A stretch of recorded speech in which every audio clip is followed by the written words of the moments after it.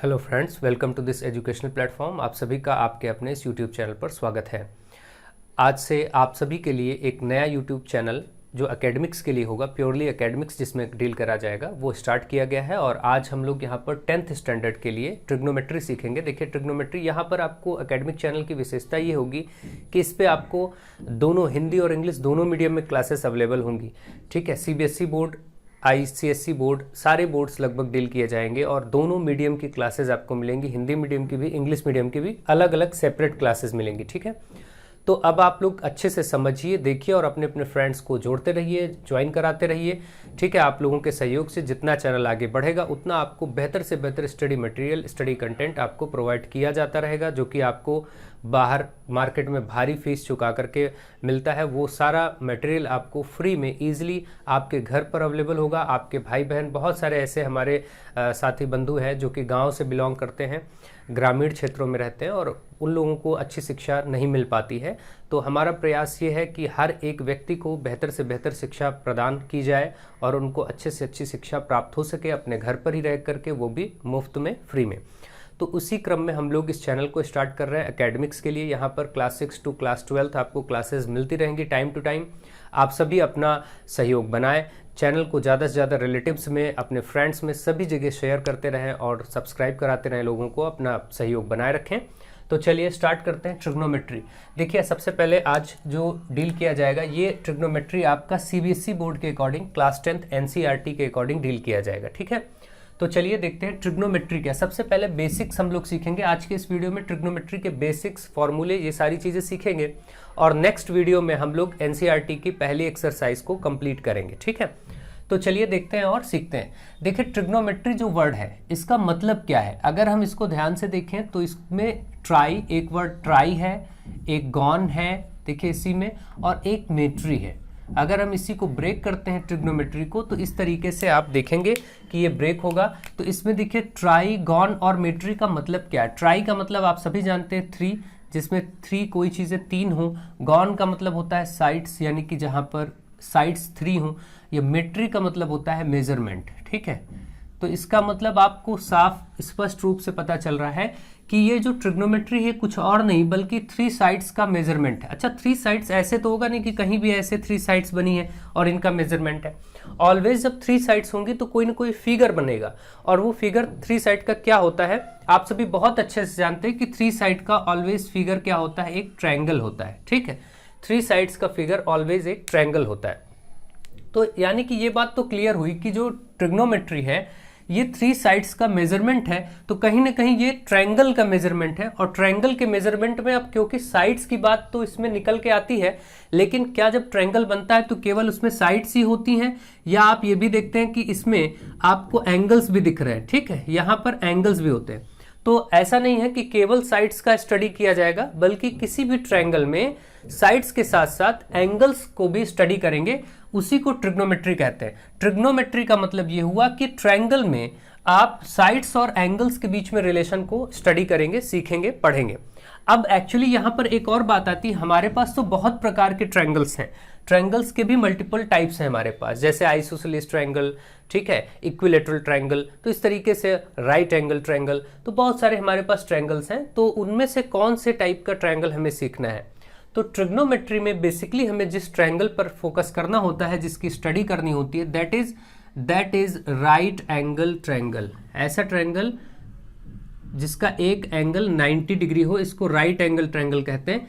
हमारा पूरा focus trigonometry में इसी पर रहेगा और ट्रिग्नोमेट्री पूरी की पूरी इसी ट्रायंगल पर बेस्ड है, इसी के एंगल्स और साइड के रिलेशन को पढ़ने पर डिपेंड करती है। ठीक है, यानी ट्रिग्नोमेट्री में कंप्लीटली आप राइट एंगल ट्रायंगल पर फोकस करेंगे, इसी को पढ़ेंगे। तो राइट एंगल ट्रायंगल के बारे में सारी बातें आपको मालूम होनी चाहिए। जैसे जनरल बात करें तो इसको बेस कहेंगे। ठीक है, इस वाली साइड को आप देख रहे हैं, जैसे मैं इसको अगर नेम करूं ABC, तो आप स्पष्ट देख सकते हैं, क्लियरली देख सकते हैं कि AB जो है इसका बेस है, BC जो है इसका परपेंडिकुलर कहा जाता है, परपेंडिकुलर, और ये जो AC है दैट इज कॉल्ड हाइपोटेनस। ठीक है, ये सारी चीजें आप लोग जानते हैं। तो ये जनरली आपका एक फिगर है जिसमें एक साइड को बेस नाम दिया जाता है, एक को परपेंडिकुलर और एक को हाइपोटेनस। ठीक है, अब इन चीजों पर, इन ट्रायंगल के स्टडी पर आते हैं और हम देखते हैं कि ट्रिग्नोमेट्री में बेसिकली हमें क्या किस किस तरीके से चीजों को सीखना है। ठीक है, चलिए तो अब आप लोग देखिए, ध्यान से समझिए। तो ये तो आपने एक सीखा कि कोई भी राइट एंगल ट्रायंगल होगा, उसकी 3 साइड्स होंगी, उसमें एक बेस होगा, एक परपेंडिकुलर होगा और एक हाइपोटेनस होगा। ठीक है, अगर हम इसको शॉर्ट में इधर ऐसे बना लें और इसमें हम नेम कर लें अपने अकॉर्डिंग,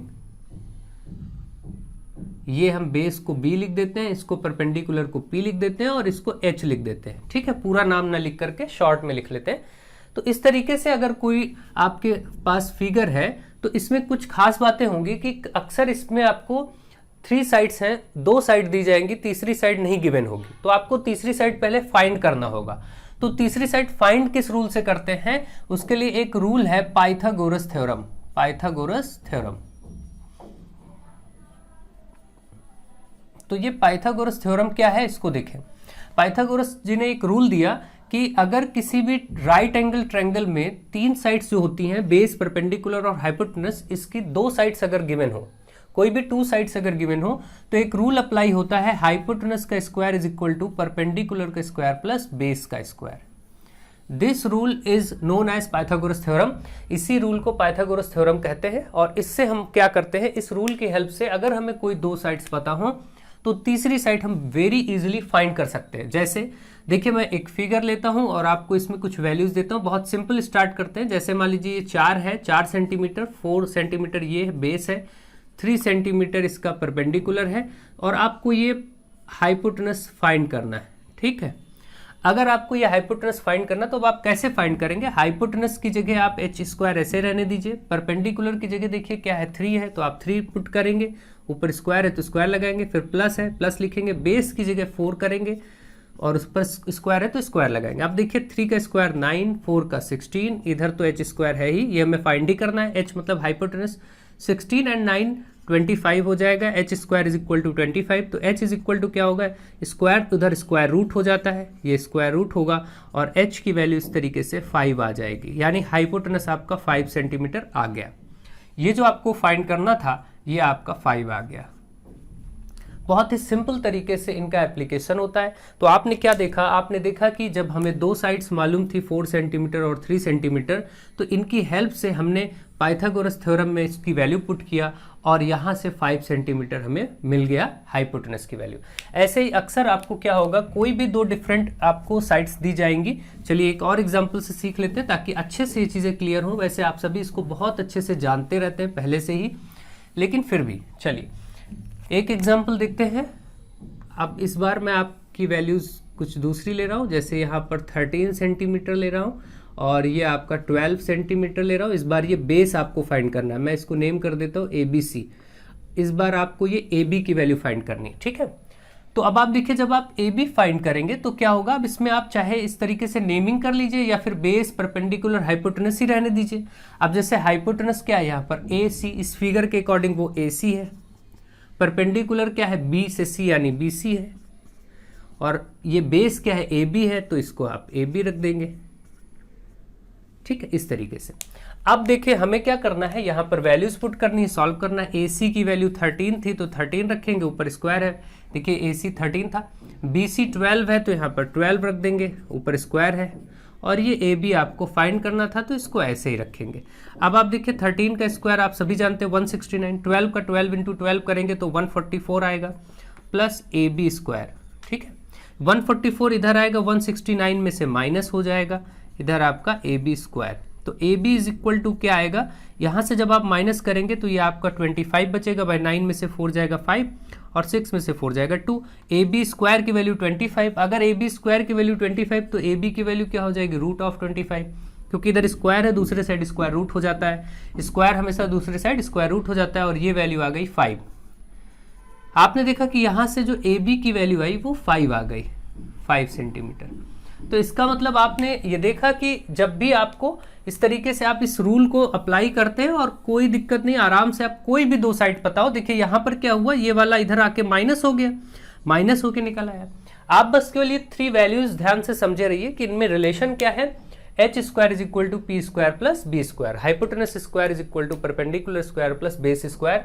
और आई होप आप पाइथागोरस थ्योरम को समझ गए होंगे कि पाइथागोरस थ्योरम का रोल क्या है और इस रोल को कैसे आप अप्लाई करके इसमें अच्छे से अपनी वैल्यूज़ को फाइंड कर सकते हैं। इसका बहुत ही बड़ा रोल है इन वैल्यूज़ को फाइंड कराने में, ठीक है।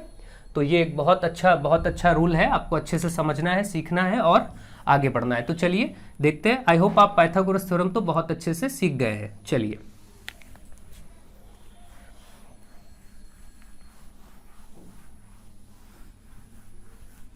अब देखिए, पाइथागोरस थ्योरम आपको अगर आ गया तो आप बेसिक्स पे बात करेंगे कि ट्रिग्नोमेट्री एक्चुअली और किन चीज़ों पर बेस्ड है। सबसे पहले आपने देखा कि वो राइट एंगल ट्रायंगल पर बेस्ड है, और राइट एंगल ट्रायंगल पर बेस्ड होने का मतलब कि वो एक हाइपोटेनस बेस और परपेंडिकुलर में एक रिलेशन को फॉलो करता है, और वो रिलेशन किसने दिया? पाइथागोरस ने। तो उसको आपने एक पाइथागोरस थ्योरम के नाम से सीखा। अब आप देखेंगे कि ट्रिग्नोमेट्री में जो एक्चुअली जिनको स्टडी करना है वो होते हैं ट्रिग्नोमेट्रिक रेशियोज। वो होते हैं ट्रिग्नोमेट्रिक रेशियोज। क्या होते हैं? Trigonometric ratios. ये जो ट्रिग्नोमेट्रिक रेशियोज हैं ये नंबर्स में कितने हैं? तो ये 6 हैं। कौन कौन से हैं? देखिए, एक है आपका साइन, एक है आपका कॉस और एक है आपका टैन। इसी तरीके से एक और आपका है कॉसेक, सेक और फिर कॉट। ये 6 टाइप ऑफ ट्रिग्नोमेट्रिक रेशियोज आपको सीखने। इनका नाम है ट्रिग्नोमेट्रिक रेशियो। देख रहे हैं यहां पर वर्ड आया है रेशियो। और रेशियो क्या होता है? ऑलवेज आप सभी जानते हैं, जैसे हमें 2:3 ऐसे लिखा है तो ये एक रेशियो है, तो आप इसको 2/3 भी लिख सकते हैं। यानी अगर इस तरीके से कोई भी चीज़ लिखी होती है तो हम इसको फर्दर 2:3 ऐसे बोल देते हैं, कोई दिक्कत नहीं। तो आपको ऐसे ही इस फॉर्म में इनकी वैल्यूज पता होनी चाहिए। ये जो ट्रिग्नोमेट्रिक रेशियोज हैं, साइन, कॉसेक, कॉस, सेक, टैन, कॉट, ये 6 टाइप ऑफ ट्रिग्नोमेट्रिक रेशियोज हैं। इन रेशियोज की वैल्यू पता होनी चाहिए। इसी तरीके से समथिंग अपॉन समथिंग के फॉर्म में होगा, मतलब कुछ ऊपर होगा कुछ नीचे होगा, वो इसी ट्रायंगल से निकलेगा। और इन्हीं 3 चीज़ों का रेशियो होगा। वो किसका रेशियो होगा? बेस, परपेंडिकुलर और हाइपोटेनस का ही रेशियो होगा। कैसे होगा वो मैं आपको बता रहा हूं, उसको आप समझिए। इन जनरल पहले तो आप ये समझ लीजिए कि रेशियो कभी भी किसी भी साइड का रेशियो आप ये भी समझिए, जैसे मान लीजिए 2 साइड्स हैं, एक साइड 6 सेंटीमीटर है, एक साइड 8 सेंटीमीटर है, तो ये उनकी एक्चुअल मेजरमेंट है। लेकिन अगर मैं कहूं कि 6 सेंटीमीटर और 8 सेंटीमीटर का रेशियो बताइए, तो आप 6/8 ऐसे करेंगे और 2 3 और 2 4 ऐसे कट करके तब बताएंगे ये सिंपलेस्ट। अब और आगे कटेगा नहीं, तो ये 6/8 का सिंपलेस्ट फॉर्म है। 6/8 का सिंपलेस्ट फॉर्म 6 और 8 का रेशियो होगा। यानी रेशियो क्या होता है? रेशियो जो नंबर्स होते हैं उनका सिंपलेस्ट फॉर्म होता है। जहां तक रिड्यूस हो जाए रिड्यूस किया जाता है। अब ये आगे रिड्यूस नहीं हो सकता, 3 4 किसी की टेबल में नहीं आएंगे, अपनी अपनी टेबल में ही आएंगे। तो ये आप समझ गए कि 3:4 इनके लिए रेशियो है। देखिए साइड्स थी 6 और 8, लेकिन इनका रेशियो 3:4 है, ठीक है। तो रेशियो और साइड में डिफरेंस को ध्यान से समझिए। अब देखिए रेशियो और साइड में क्या डिफरेंस दिख रहा है। अगर मैं इसको 2 से मल्टीप्लाई कर दूं और इसको भी 2 से कर दूं तो फिर से ये नंबर्स मिल जाएंगे। यानी आपने देखा कि रेशियो में अगर हम किसी एक फिक्स नंबर से मल्टीप्लाई करें तो वो नंबर्स मिल सकते हैं, लेकिन ये पता होना चाहिए कि हमें वो नंबर क्या है जिससे मल्टीप्लाई करें तो पुरानी साइड्स मिले, या हमें पहले से साइड्स दी होनी चाहिए, तब हम ऐसा कर सकते हैं, ठीक है। तो आप ये बात समझ पा रहे होंगे। आपको अभी कुछ ज्यादा नहीं सोचना, केवल इतना सोचना है कि यस नंबर्स अलग बात है और रेशियो अलग बात है, ठीक है। रेशियो सिंपलेस्ट फॉर्म है। कभी भी रेशियो अगर ऐसे लिखा है 2/3 तो इसका मतलब ये नहीं कि वो 2 सेंटीमीटर और 3 सेंटीमीटर साइड भी हो जाए, नहीं।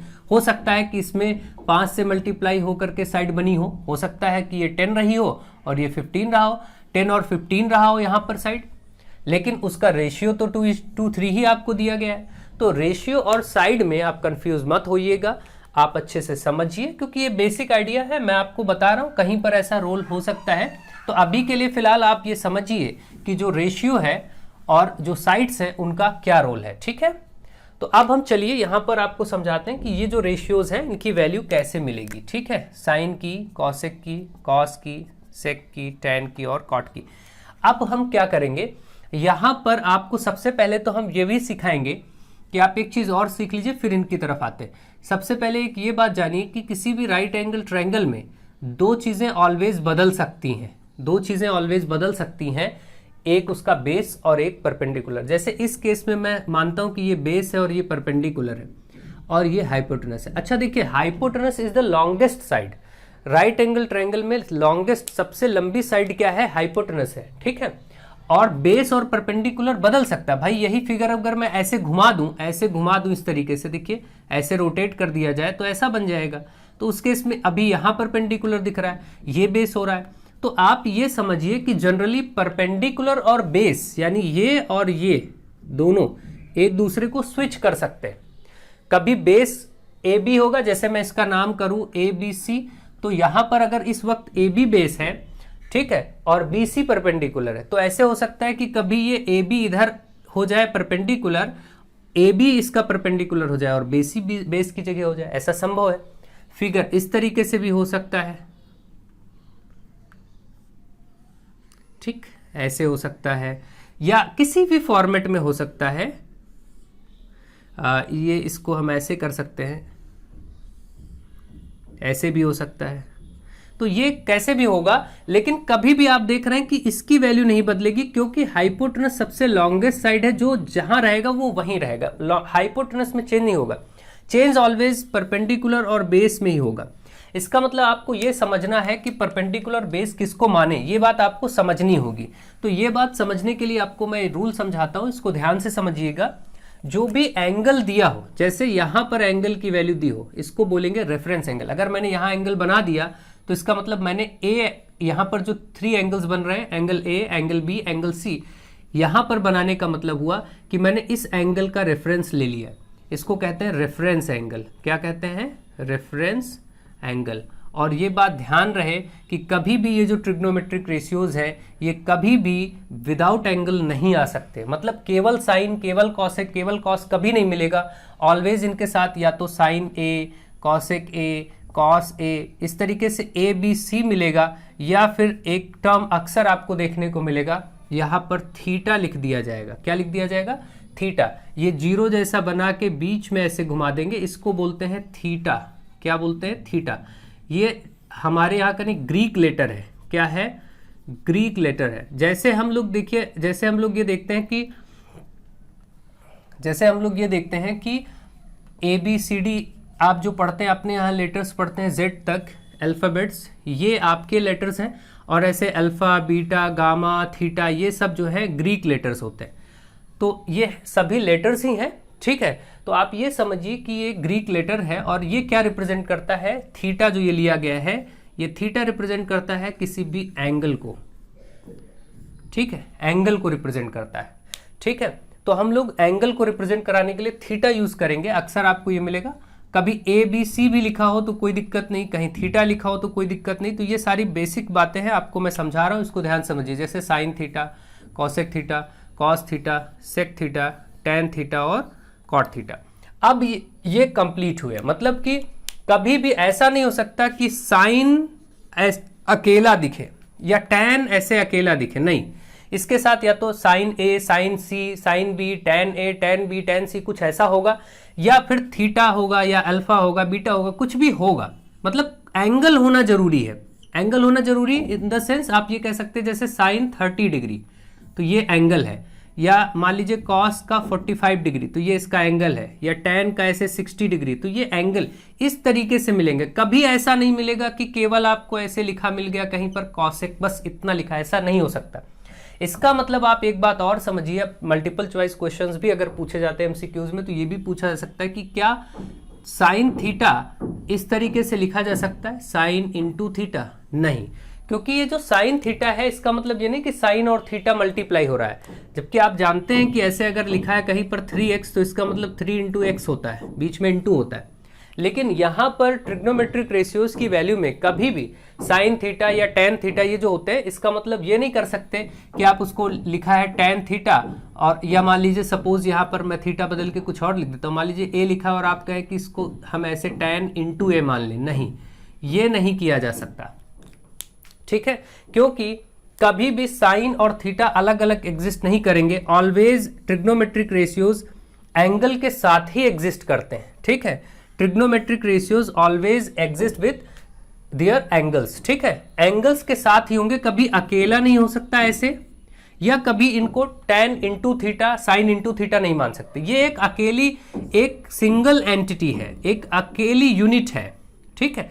Sine theta, tan theta, cos theta, ये अपने आप में एक वैल्यू को रिप्रेजेंट करते हैं, एक से ज्यादा वैल्यूज नहीं। आप ये ना सोचिए कि दो चीजें प्रोडक्ट हो रही, नहीं, ठीक है। तो आप ये बात समझ गए होंगे कि इनका मतलब क्या है। बेसिक्स में सारे डील करने की कोशिश कर रहा हूं, आप लोग ढंग से समझिए। सारे बेसिक्स जब तक आपको नहीं मालूम होंगे तब तक आप अच्छे से ट्रिग्नोमेट्री को नहीं सीख पाएंगे, ठीक है।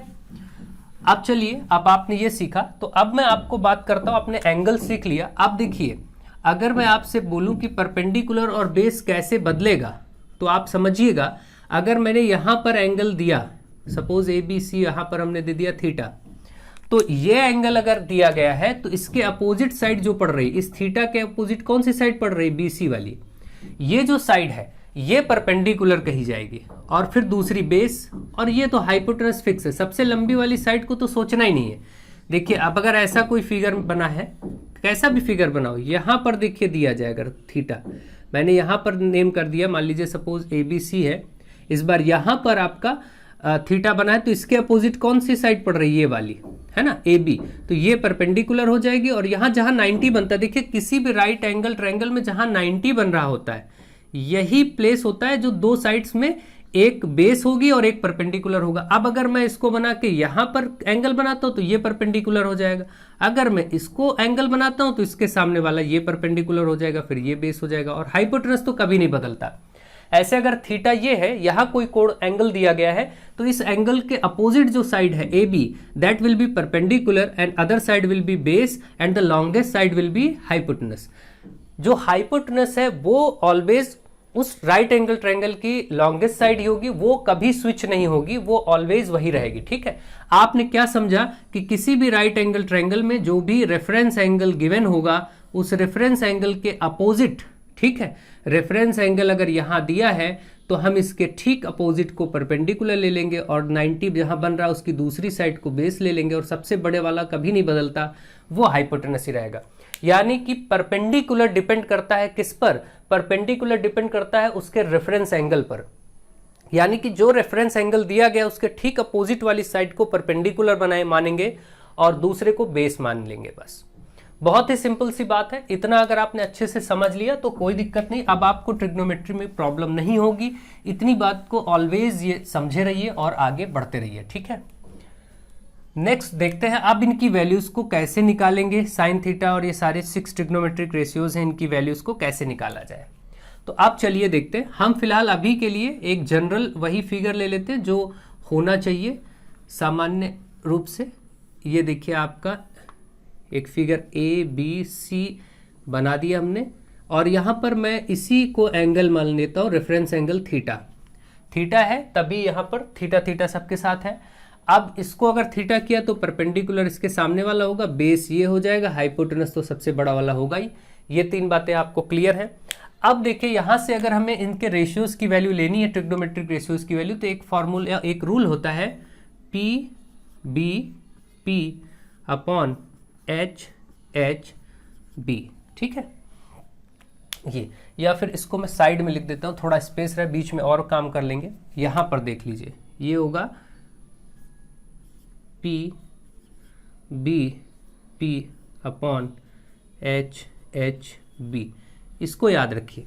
इसको याद रखेंगे कैसे, तो इससे फ़ायदा क्या है पहले देखिए फिर बताते हैं। इससे फ़ायदा ये है कि अगर आप p b p upon h h b ऐसे याद रखते हैं तो यहाँ पर आप लिख देंगे साइन, यहाँ लिख देंगे कॉस, यहाँ लिख देंगे टैन। नीचे साइन का उल्टा क्या था, देखिए साइन के ठीक नीचे कॉसेक, कॉस के नीचे सेक। ये ऑलवेज ध्यान रखिए, ये जो ग्रुप लिखे गए हैं इसमें इन दोनों और इन दोनों का अपना रिलेशन होता है, ये सब अभी आप समझेंगे। साइन कॉस टैन लिख दिया, साइन के नीचे आप तुरंत कॉसेक लिख दीजिए, कॉस के नीचे तुरंत ही आप सेक लिख दीजिए, और टैन के नीचे आप कॉट लिख दीजिए, ठीक है। अब जब भी आपको साइन की वैल्यू चाहिए तो P का मतलब होता है परपेंडिकुलर, H का मतलब हाइपोटेनस, B का मतलब बेस, H का मतलब हाइपोटेनस, P का मतलब परपेंडिकुलर, B का मतलब बेस। तो ये सब P B H सब आपके सामने है। जब ये वैल्यूज चाहिए साइन कॉस टैन की, तो ऊपर से नीचे की तरफ आप वैल्यूज देखेंगे। कहाँ देखेंगे, ऊपर से नीचे, मतलब P upon H b upon h, p upon b. जब ये वाली वैल्यूज चाहिए कॉसेक सेक और कॉट, तो नीचे से ऊपर की तरफ वैल्यूज को देखा जाएगा और ये वैल्यूज ली जाएंगी। ठीक, आई होप आपको ये बात समझ में आ गई। अब इसको याद रखने के कई तरीके हैं, जैसे बहुत सारे लोग इसको पढ़ते हैं पंडित बद्री प्रसाद हर हर बोले, बहुत सारे लोग पढ़ते हैं पाकिस्तान भूखा प्यासा, हिंदुस्तान हरा भरा। Different kinds of person people इस चीज़ को यूज़ करते हैं और अलग अलग तरीकों से उसको याद रखने का तरीका रखता है। ठीक है, हम generally p b p upon h h b याद रखिए। अब देखिए सारी वैल्यूज आपको पता चल गई। जैसे साइन की वैल्यू है तो परपेंडिकुलर अपॉन हाइपोटेनस, साइन क्या है, परपेंडिकुलर अपॉन हाइपोटेनस। ठीक है, तो यहां लिख दीजिए P अपॉन एच, हो गया। इसी तरीके से कॉस क्या है, बेस अपॉन हाइपोटेनस, तो यहां पर सॉरी कॉसेक क्या होगा, कॉसेक इसका रिवर्स होगा। साइन था P अपॉन एच, कॉसेक इसका उल्टा, देखिए नीचे से ऊपर तो H अपॉन P। कॉस क्या है देखिए बीच में B अपॉन एच, कॉस है B अपॉन एच, तो ये क्या होगा H अपॉन बी। टैन क्या है देखिए वहां पर P upon b, perpendicular upon base, तो कॉट क्या है, कॉट इसका रिवर्स है B अपॉन P। ठीक है, आप देख रहे हैं कि ये दोनों आपस में रेसिप्रोकल है, पलट जा रहे हैं। रेसिप्रोकल क्या होता है, जैसे 2/3 का रेसिप्रोकल क्या होगा 3/2। ठीक है, इस तरीके से रेसिप्रोकल्स है। तो आप देख पा रहे हैं कि ये रेसिप्रोकल वैल्यूज हैं। और अब आपने ये सारी वैल्यूज समझ ली, तो अब आप इनके रेसिप्रोकल रिलेशन को भी समझिए। देखिए रेसिप्रोकल है तो आपको मालूम है, जैसे अभी मैं बोल रहा हूं कि 7/11 इसका रेसिप्रोकल बताइए, तो आप कहेंगे 11/7। और मैं कहूँ इनका प्रोडक्ट बताइए, तो आप जैसे ही प्रोडक्ट करेंगे तो क्या मिलेगा आपको, 7 से 7 कटेगा, 11 से 11 कट जाएगा, 1 आ जाएगा। तो आपने देखा कि जब भी हम किसी भी नंबर का रेसिप्रोकल लेते हैं और उनका प्रोडक्ट करते हैं तो 1 आता है। तो ठीक इसी तरीके से ये दोनों आपस में रेसिप्रोकल हैं। इसका मतलब अगर मैं साइन थीटा और कॉसेक थीटा का प्रोडक्ट करूंगा तो वो भी 1 आएगा। ये एक फॉर्मूला बन गया। ठीक है, यानी ये दोनों क्योंकि रेसिप्रोकल हैं तो इनका प्रोडक्ट 1 होगा। आपने रूल समझाई कि क्यों होता है। ये दोनों भी रेसिप्रोकल्स हैं, तो यानी कि cos theta into sec theta is also 1, product करेंगे तो। एक और रूल होगा टैन और कॉट का, तो आप बोलेंगे tan theta into cot theta. ये सारे फॉर्मूले समझते भी चलिए और नोट भी करते चलिए, इनका बहुत यूज होगा। ये 3 ऐसे रिलेशंस आ गए जो कि एक दूसरे के रेसिप्रोकल रिलेशन को शो करते हैं। ठीक है, अब देखिए रेसिप्रोकल रिलेशन तो समझ गए, इनका एप्लीकेशन कैसे कैसे होगा। जैसे देखिए यहाँ से साइन चाहिए होगा अगर आपको, तो आप क्या करेंगे, ये कॉसेक मल्टीप्लाई में उधर जाएगा 1 के साथ तो डिवाइड में हो जाएगा, तो 1 अपॉन कॉसेक लिख सकते हैं, ऐसा लिख सकते हैं ना इसी को। अगर हमें कॉसेक चाहिए होता तो देखिए कॉसेक चाहिए होता तो ये साइन उधर मल्टीप्लाई, इधर मल्टीप्लाई में उधर डिवाइड हो जाएगा, तो साइन 1 अपॉन साइन लिख सकते हैं। ठीक, देख रहे इसी तरीके से इसको जरूरत पड़ने पर लिख सकते हैं। टैन थीटा चाहिए तो कॉट अपॉन में चला जाएगा 1 अपॉन कॉट, कॉट चाहिए तो 1 अपॉन टैन हो जाएगा। सेक चाहिए यहाँ से तो कॉस उसके साथ चला जाएगा 1 अपॉन कॉस, यानी आपको अगर कहीं सेक थीटा चाहिए तो क्या होगा, सेक थीटा की वैल्यू चाहिए तो कॉस उधर 1 अपॉन में आ जाएगा, 1 अपॉन कॉस थीटा। इस तरीके से आप देखिए इनका एप्लीकेशन कर पाएंगे। ठीक है, अप्लाई कर पाएंगे जब भी कहीं आएगा किसी क्वेश्चन में, तो आप उसको यूज कर पाएंगे। आई होप आप ये रूल्स भी सीख गए होंगे कि कैसे हो रहा है। अब चलिए 1-2 फॉर्मूले सब नोट करते रहिए। अब 1-2 फॉर्मूले और देखते हैं। देखिए अगर हम आपको कहें कि आप फाइंड करके बताइए जरा sine theta upon cos theta, इसको सॉल्व करके निकालिए, तो आप कहेंगे साइन थीटा की वैल्यू है P/H, हम यहाँ पर रख देंगे P/H, और अपॉन फिर नीचे कॉस थीटा की वैल्यू है B/H, तो यहाँ पर आप रख देंगे B/H। देखिए हमने ये कॉस की और ये साइन की वैल्यू रख दी उठा करके यहाँ। तो अगर आप वैल्यू पुट करते हैं तो आप देखेंगे H से H कैंसिल हो जाएगा, तो ऊपर से P और नीचे से B बचा। यानी आपने जब साइन थीटा और कॉस थीटा को डिवाइड किया तो परपेंडिकुलर अपॉन बेस बचा। और परपेंडिकुलर अपॉन बेस होता क्या है, तो आप देखिए परपेंडिकुलर अपॉन बेस यहाँ लिखा हुआ है, जो कि टैन होता है, टैन थीटा होता है परपेंडिकुलर अपॉन बेस। इसका मतलब कि आपने साइन थीटा बटे cos theta, sine theta upon cos theta find किया और वो आया P अपॉन B, तो इसका मतलब ये हुआ कि ये टैन थीटा को रिप्रेजेंट करता है। तो इसका मतलब ये जो फॉर्मूला है ये टैन थीटा का फॉर्मूला है, तो आप इसको भी याद कर लीजिए। Tan theta is equal to always होगा sine theta by cos theta. ठीक है, ये फॉर्मूला। इसी तरीके से अगर रिवर्स कर देंगे cos theta by sine theta, तो क्योंकि टैन और कॉट एक दूसरे के रेसिप्रोकल होते हैं आप जानते हैं, तो कॉट थीटा का फॉर्मूला भी नोट कर लीजिए, इसको रिवर्स कर दीजिए, cos theta by sine theta. अगर आपको फाइंड करना है तो आप फाइंड करके भी देख सकते हैं, पहले ऊपर कॉस की वैल्यू रखिए, नीचे साइन की वैल्यू रखिए, इसी तरीके से कट करके, तो वो क्या आ जाएगा, b upon p. B upon p किसकी वैल्यू होगी, फिर कॉट थीटा की हो जाएगी, ठीक है। तो इस तरीके से आपने साइन थीटा और कॉस थीटा, ये दो बहुत इंपॉर्टेंट फॉर्मूले हैं, इनको भी आप याद रखिए। अभी आपने रेसिप्रोकल से फॉर्मूले सीखे, फिर ये दो फॉर्मूले आपने सीखे, कैसे बने हैं ये भी आपने देख लिया, ठीक है। तो आई होप आपको ट्रिग्नोमेट्री के सारे बेसिक्स समझ में आ रहे होंगे। इन बेसिक्स की हेल्प से ही आगे बढ़ पाएंगे और इन सारे बेसिक्स की हेल्प से ही हम एक्सरसाइज को कर पाएंगे। तो ठीक है, मुझे आशा है कि आप ये अच्छे से समझ गए होंगे। चलिए आगे बढ़ते हैं और एक दो सिंपल से क्वेश्चन लेकर के उनको सॉल्व कर लेते हैं, ताकि हम जब एक्सरसाइज में एंटर करें तो हम उसको बहुत ही ईजिली डील कर पाए। देखिए मैं एक क्वेश्चन लेता हूं सिंपल, कि एक आपको फिगर दिया गया है ABC और यहाँ पर आपको वैल्यू दे दी जाए, जैसे ये आपको 5 दिया गया, ये 12 दिया गया, और आपसे कहा गया कि इसमें आप फाइंड करिए कॉस थीटा की वैल्यू। किसकी वैल्यू, ये दे करके आपसे कहा जाए कॉस थीटा की वैल्यू फाइंड करिए। तो अभी आप अगर कॉस थीटा फाइंड करेंगे तो cos theta is equal to क्या है, देखिए cos theta is equal to होता है बेस अपॉन हाइपोटेनस। कैसे आया था आपने समझा था, PBP अपॉन HHB रूल से। तो बेस अपॉन हाइपोटेनस हमें चाहिए, तो उसके लिए बेस तो हमारे पास है यहाँ पर, ठीक है 5, और थीटा मैं सपोज बना देता हूं इस जगह पर, ठीक है। तो अभी आपको देखिए यहाँ पर बेस हमारे पास है, थीटा यहाँ बना है, तो इसका मतलब ये वाला परपेंडिकुलर होगा और ये वाला बेस होगा, ठीक है। अब हमारे पास बेस है, परपेंडिकुलर है, लेकिन हाइपोटेनस तो है ही नहीं, और यहाँ पर तो रिक्वायर्ड है हाइपोटेनस नीचे। कॉस थीटा होता है बेस अपॉन हाइपोटेनस, तो इसका मतलब हमें अभी पाइथागोरस थ्योरम पहले अप्लाई करना पड़ेगा, जो कि होता है h square is equal to p square plus b square. h की वैल्यू यहाँ से क्या है, AC स्क्वायर, p की वैल्यू क्या है, BC स्क्वायर, और b बेस की वैल्यू क्या है, AB स्क्वायर। अब देखिए यहाँ से हमको ये AC फाइंड ही करना है, BC की जगह पर आप 12 लेंगे और AB की जगह पर आप 5 लेंगे। अब देखिए 12 का स्क्वायर 144, 5 का 25, और इधर से AC स्क्वायर, ये ऐड होके 169 आएगा, इधर से AC स्क्वायर, AC की वैल्यू निकालेंगे तो स्क्वायर इधर स्क्वायर रूट हो जाएगा, और 169 का स्क्वायर रूट होता है 13। इसका मतलब जो AC की वैल्यू आ गई वो आ गई 13, ठीक है। अब आपके पास AC भी आ गया, अब आपको कॉस थीटा नहीं, अब आप कोई भी एंगल, कोई भी ट्रिग्नोमेट्रिक रेशियो फाइंड कर सकते हैं। जैसे इन्होंने कहा था कॉस थीटा फाइंड करिए, तो आप तुरंत कॉस की वैल्यू रखिए बेस अपॉन हाइपोटेनस। कॉस की वैल्यू क्या है, देखिए बेस अपॉन हाइपोटेनस, ये रखा। अब यहाँ से देखिए बेस है 5 और हाइपोटेनस है 13, तो हम 13 रख देंगे, तो इसका मतलब कॉस थीटा की वैल्यू जो आ गई वो 5/13 आ गई। बस इसी तरीके से कुछ और पूछा होता, जैसे इसने पूछा होता कि भाई कॉसेक थीटा भी बताइए। अगर कॉसेक थीटा पूछा तो कॉसेक थीटा की वैल्यू क्या थी, h अपॉन पी, तो इसको आप लिखेंगे h अपॉन पी, ठीक है। अगर आपको ये वैल्यूज यहाँ से अभी तो लिखी है, नहीं समझ में आती तो तुरंत आप वही लिखेंगे PBP, ऐसे लिख करके फाइंड कर लेंगे HHB। यहाँ से ऐसे लाइन बनाएंगे, ये है साइन, ये है कॉस, ये है टेन, और ये है कॉसेक, और ये है सेक, ये कॉट। देखिए ये वैल्यू नीचे से ऊपर ली जाती, कॉसेक क्या होगा h/p, तो देखिए h/p लिया गया।